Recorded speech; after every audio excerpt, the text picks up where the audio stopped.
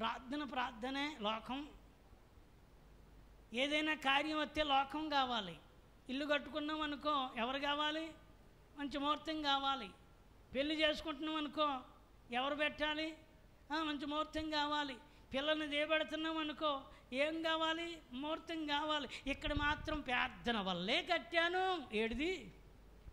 ఏడిది పెళ్ళి ప్రార్థన వల్లే కుదిరింది.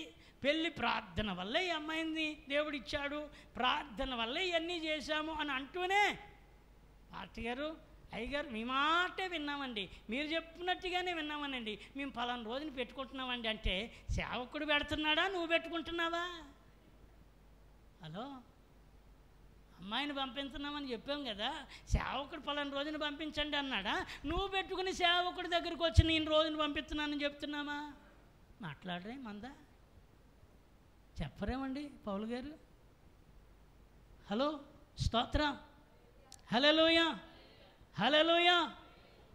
ఏమండి, నేను ఎందుకు మాట చెప్తున్నానంటే, మనము దేవుని యందు ఎంత భయభక్తులు కలిగి ఉన్నామో, నీ చేసే కార్యాలను బట్టి కూడా నీ చుట్టూ ఉన్న సమాజము నీ దేవుడు ఎంత గొప్పవాడో వారి మధ్య దేవుడు నిన్ను గణపరుస్తాడు.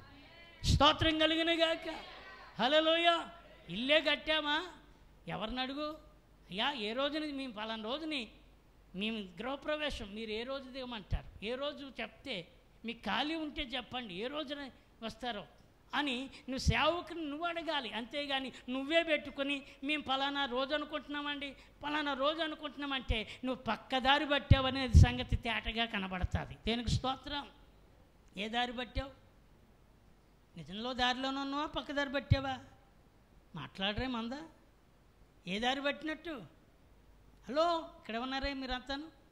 ఏ దారి పట్టినట్టు చెప్పాలి. అంటే ఎవరి దగ్గరికి వెళ్ళినట్టు? ఎవరి దగ్గరికి వెళ్ళినట్టు? లోకంలో ముహూర్తం పెట్టించుకొని ఇక్కడ పాస్టర్ గారి దగ్గరికి వచ్చి మీరు ఏం చెప్తే అది కాదు నాన్న, దేవుడు నీకేది చెప్పాడో. ఇప్పుడు దావీదు పరిస్థితి కుడితిలో పడ్డ ఎలకలాగా 3 పెట్టాడు. 7 సంవత్సరాలు కరువు, 3 నెలలు శత్రువు చేత నువ్వు తరంబడ్డం, 3 రోజులు తెగులు. ఎన్ని రోజులు తెగులు? 3 రోజులు తెగులు ఒప్పుకుంటావా? 3 నెలలు తరంబడ్డం ఒప్పుకుంటావా? లేక 7 సంవత్సరాలు కరువును పంపమని దేవుడు చెప్తావా? నాకు సెలవిచ్చిన వాడు నీ దగ్గరికి పంపమని చెప్తే నేను వచ్చి ఇప్పుడు నీకు చెప్పి నీ ఆలోచన మరలా ఆయనకి చెప్పి ఆయన చేసేదానికి తల ఉంచుదాం. దేనికి స్తోత్రం. అమ్మలారా, అక్కలారా, దేవుని శాపానికి మనం గురవద్దు. ఈ మాటలు ఎందుకు చెప్తున్నానంటే, నువ్వు చక్కగా నిలబడితే దేవుడు నిన్ను తలగా చేస్తాడు. స్తోత్రం చెప్పండి. హల్లెలూయా, హల్లెలూయా.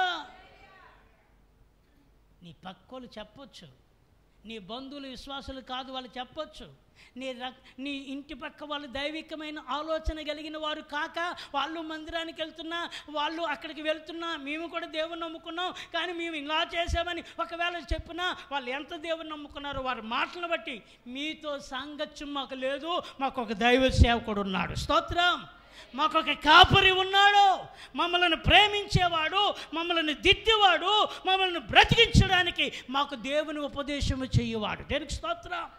మమ్మల్ని ప్రోత్సహించేవాడు, తప్పుని ఖండించేవాడు, మమ్మల్ని నిలబెట్టేవాడు, దేవుని రాజమార్గములో మేము త్రొట్టులు పోకుండా నడిపించడానికి ఒక కాపరి మాకున్నాడు. ఆ కాపరి ఏది చెబితే దానిని మేము మంచైనా చెడ్డైనా, లాభమైనా నష్టమైనా, అది ఏ పరిస్థితి అయినా ఆయనకు మేము శిరస్సు ఉంచుతాము. దేనికి స్తోత్రం. ఆ సేవకుడికి మేము సంపూర్ణముగా మేము దేవునికి అప్పచెప్పుకుంటాం. దేవునికి స్తోత్రం. లోకం మరలా నీ దగ్గరికి వచ్చిందా, నువ్వు ఎక్కడికి వెళ్తున్నావని అర్థం. అంటే అతిశయం వచ్చింది, గర్వం వచ్చింది, మెడవిరుపుతనం వచ్చింది. దేవుని సేవకుడికి అంటే లోకం మాటలు వస్తున్నాయి. రాని ఏదో ఒక రోజు నిన్ను విరుచునుగాక. ఆమె చెప్పరే మరి. ఏదో ఒక రోజు దేవుడు వంచునుగాక, నీ నడినెత్తికెక్కిన గర్వం కిందకు వచ్చునుగాక, దేవుడు గద్దించి బుద్ధి చెప్పునుగాక. దేవునికి స్తోత్రం. హల్లెలూయా. మనం ఎప్పుడైతే దేవుని మాటను పక్కన పెట్టి లోకానికి వార్తలు లోకానికి ఇచ్చామో, నేను ఎందుకు మాట చెప్తున్నానంటే వాక్యం ఏం చెప్తే తెలుసా? దేవుడు తన యందు భయభక్తులు కలిగిన వారికి దాచి ఉంచిన మేలు కొంత ఎంతంటే దానిని నువ్వు కొలవలేవు, దానికి తూకం వేయలేవు, దాని విలువను మనము లెక్క పెట్టలేము. దేవునికి స్తోత్రం. హల్లెలూయా. ఒక వ్యక్తికి ఒక రాయి దొరికింది, తన పొలంలో ఒక రాయి దొరికిందట. ఆ రాయి విలువ అది చూస్తే దగ్గర మెరుస్తుంది, చాలా అది పచ్చగా అది కనబడుతుంది. ఎవరో అన్నారట, ఇది ఒకవేళ ఏమన్నా వజ్రమేమో, దీన్ని మార్కెటింగ్ తీసుకుని వెళ్ళి కొనుగోలు చేసేవారి దగ్గరికి వెళ్తే దాని విలువ దానికి ఏంటన్నది చెప్తారంటే, ఎవరి దగ్గరకో మొత్తానికి వాళ్ళు సామాన్యంగా తెలిసిన వాళ్ళ దగ్గరికి తీసుకెళ్తే ఒక్కొక్కడు ఒక్కొక్క సామర్థ్యం కలిగిన రేటు కట్టాడట. ఒకడు అన్నాడట, దీనికి ఒక 2000 వస్తుంది అన్నాడట. ఎంతండి? దీనికి ఒక 2000 వస్తుంది అన్నాడట.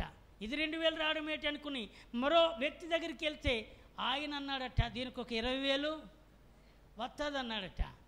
మళ్ళా ఆ 20,000 దగ్గర నుంచి మళ్ళా ఇంకో దగ్గరికి వెళ్తే అతడు అన్నాడట, దీనికి ఒక 2 లక్షలు వస్తుంది అన్నాడట. ఎంత? ముందెంత? 2,000. మరొకటి దగ్గరికి వెళ్తే 20,000. మరొకటి దగ్గరికి వెళ్తే అతడు ప్యూర్గా దాని యొక్క విలువ తెలిసిన ఒక పెద్ద వజ్రాల షాపు దగ్గరికి దాన్ని తీసుకెళ్ళి ఆ రాయిని దానిని టెస్ట్ చేస్తే ఆయన అన్నాడట, దీని విలువని మేము కట్టలేమన్నాడట. స్తోత్రం చెప్పండి. దీని విలువని మేము ఏం చేయలేము, కట్టలేము. ఎందుకో తెలుసు, నేను అంటాను కదా, నువ్వు దేవుణ్ణి ఏ విలువతో చూస్తున్నావో తెలియదు కానీ ఆయన కృపకు విలువ కట్టలేవు. స్తోత్రం చెప్పండి. ఆయన మేలులకు విలువ, ఆయన ప్రేమకు విలువ కట్టలేవు. ఆయన అంత అమూల్యమైన విలువైన వాడు మనకు దొరికాడు. స్తోత్రం చెప్పండి. హల్లెలూయా. ఆయన విలువైన వాడిగా మనకు దొరికాడు, విలువైన వాడిగా దొరికాడు. ఆ విలువైన